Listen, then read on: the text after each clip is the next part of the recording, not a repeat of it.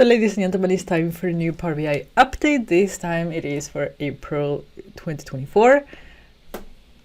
Let me show you. I'm going to show you the ones that they told in the official blog, and I'm going to show you others that didn't make to the blog but are absolutely great. So let's get started. Okay, first of all, they have made changes to the line chart. So now you can change the color of each line on a line chart, which is great. But it is hard-coded. The color is hard-coded, and that's not useful. So if you have a few categories, it doesn't matter the color. But if you have a lot of categories, you want to dynamically highlight one dynamically. So they need to change that, because otherwise it's not very useful, to be honest. Moving on. So there's now the possibility to change the color of shaded areas. So again, you are able to adjust the color of the shaded areas, but it is hard-coded again. So please make it dynamic. There has been an addition to the smoothing of the lines, and now there are two types of smoothness. You have monotone and cardinal, where you before had just one. So more options is just better for us. For the step chart, you can now select the step position. You can put it before, you can put it after, you can put it in the center. So it's a really nice addition. And there's a new visual. It is the stacked area chart. So that is nice. It was definitely missing. You can change the colors of each area, which is also nice, but it is hard-coded. It's like a theme across.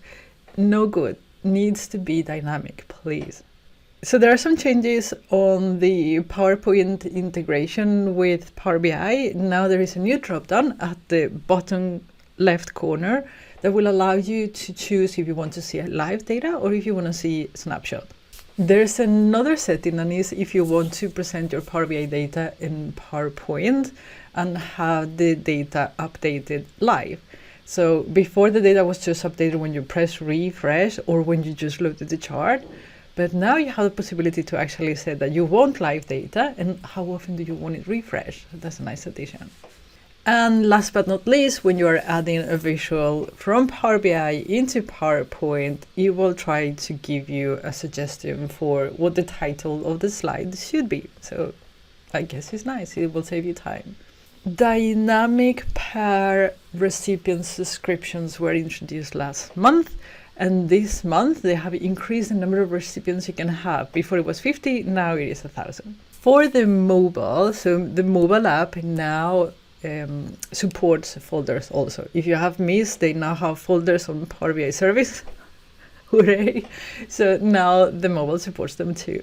If you're using Power BI to read barcodes, for example, in a warehouse, before you could not get rid of the previous barcode, now there is a clear barcode button on it. So you can just get rid of it and scan a new one.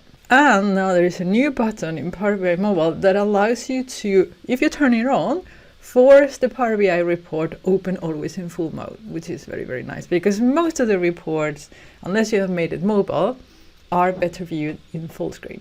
And if you scroll at the bottom of everything, you will see that Copilot is now in Power BI desktop.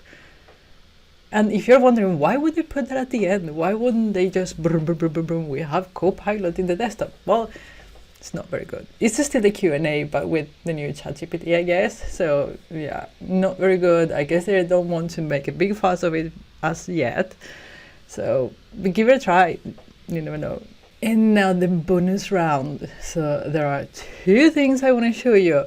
The first one, and this is not update for this month. I don't know exactly when they put it in, but it's amazing.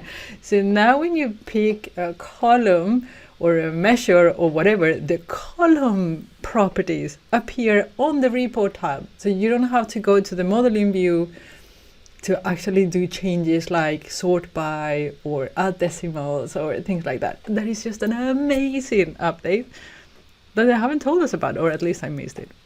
And last but not least, this is from the Power Query team, and it's Chris Webb that announced it. There are two updates for the joins in Power Query. The first one is the anti-join. It actually folds And this is very, very big.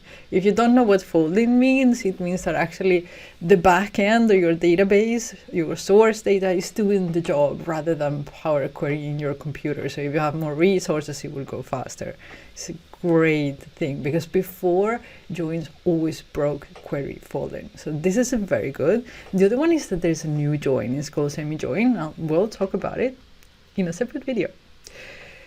So for me, the biggest update this month are the ones that actually didn't put it in the blog. So is the Power Query one, and the fact that you can actually, change the column properties already in the report view.